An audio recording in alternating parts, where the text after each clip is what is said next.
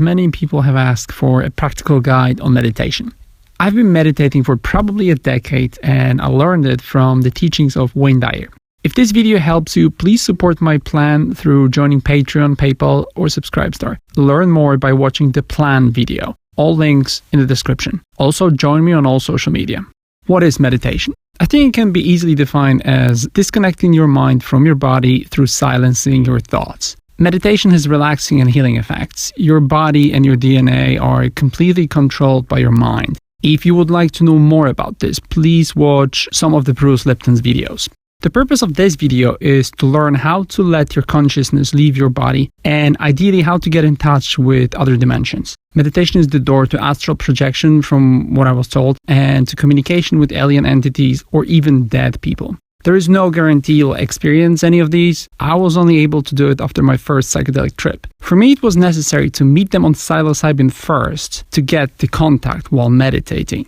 Meditation sounds easy, but it's not. Learning takes anything from weeks to years. In my case, it was 3 years before I could leave my body. The learning process is made of several stages, and I will describe all of them here. So what is required? First, start from creating conditions to stop your body from accepting consciousness as a part of you. You're a receiver of the real you, and your body is like a TV set that receives remote signal.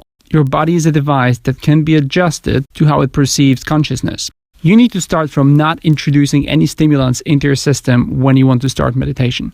These would be any form of sugar, caffeine, anything that triggers an insulin spike like excessive amounts of fruit, honey, and so on. You need a clear mind, so make sure you don't do it right after a big meal. Ideally, do it on a semi-empty stomach. Just make sure you're not hungry. The time of the day is important. Ideally, do it in the first half of your day. Meditation at the end of the day is the best way to fall asleep, and that's not what you want. There will be moments when you won't be able to do it. It is normal. Your body has its own biological clock with various hormonal levels. Make sure you're not stressed. Next, take care of your setting. Find a quiet place, ideally somewhere with no background noise, complete silence. Turn off your phone, make sure you have at least half an hour for yourself. Get in a comfortable position. Lie down or sit in a comfortable chair, whatever works for you. Listen to your body, it will tell you how to position yourself. There is something about the way your body is positioned that enhances your spiritual abilities, but I don't understand. All I know is that my body always tells me what to do with my arms and legs, and they need to be on a flat, comfortable surface, not touching each other. Meditation starts from learning how to control your breathing. It is the easy part. Lay down, get in a comfortable position and close your eyes. Start from taking deep, slow, regular breaths. That's where the interesting things start happening. Observe how your body relaxes, how your mind slows down, and how your biological processes change. Learn to lay calmly and breathe like that for 30 minutes, allowing your body to get used to this new sensation. Let your thoughts flow freely and think about anything you want. Just make sure it is not stressful and that it doesn't affect your relaxed state. Repeat this as many times during a day or for many days as you need. This stage alone can have incredibly beneficial effects on your health. In fact, if you ever need to relax your body, you can do this breathing technique anywhere. Stage 2 is learning how to focus your thoughts on one thing. This is where it gets difficult. While breathing, try now counting slowly from 1 upwards. Ideal pace would be counting seconds, let's say 5 for breathing in and 5 for breathing out. It can be more, it can be consecutive or 1 to 5 repetitively. This is the purpose of this stage. I'm not sure if scientists know about this or if anyone has ever researched it, but here's something I discovered.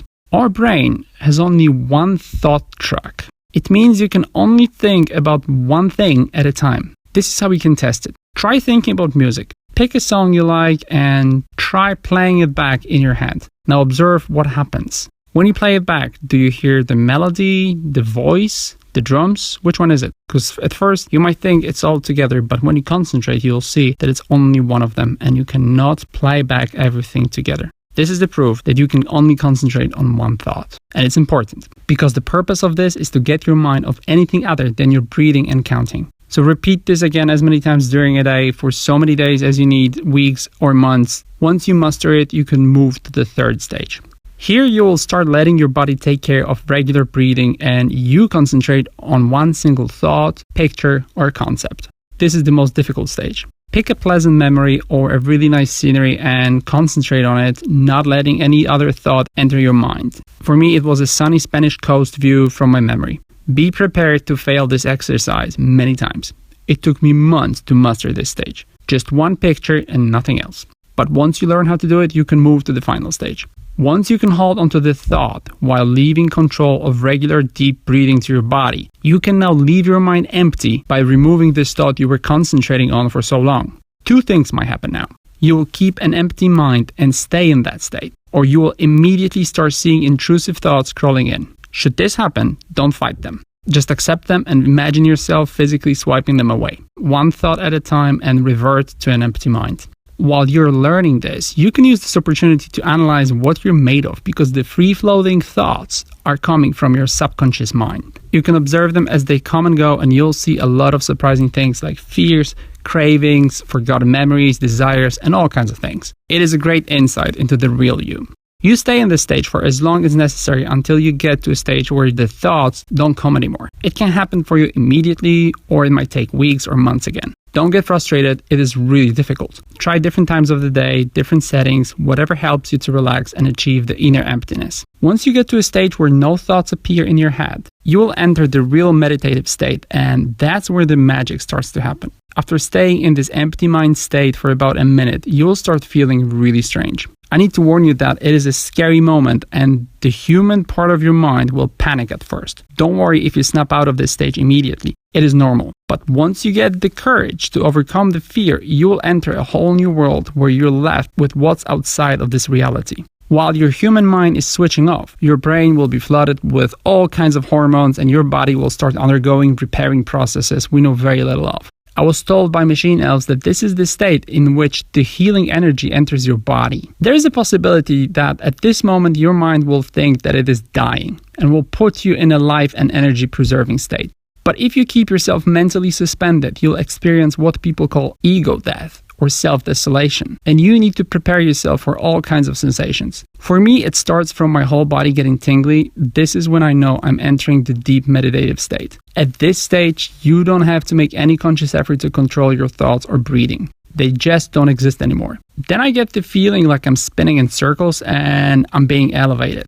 After I stay in this state for an unknown amount of time, I start seeing colors and external visions. This is when the entity contact starts taking place. The deeper you go, the more freaky it gets. And I need to warn you that if you break suddenly out of this stage, a lot of weird stuff might happen. I panicked once and opened my eyes quickly, standing up, only to realize that my room is no longer made of matter, but of sparkling white energy. This was the Matrix moment where Neo beats Agent Smith, but super scary because it wouldn't stop and I didn't know what to do. By the way, this is where my guide ends. This is the deepest I ever got to, and I don't know what happens after that. I use meditation to relax and get in contact with entities, but I know that this state has virtually endless potential for unbelievable states of clairvoyance, remote viewing, body levitation, and so on, all depending on your supernatural abilities. I don't have much experience in the last stage yet, but once I get deeper, I'll let you know. One more thing I need to mention. If you become really good at meditation, you'll be able to do it anywhere you want. You'll not mind any noise or any conditions around you. If you feel this video was helpful, or if you enjoy hearing the alien messages, please consider supporting the 434 mission and the plan through Patreon, PayPal, Subscribestar, or Bitcoin. All links in the video description. Thank you and good luck.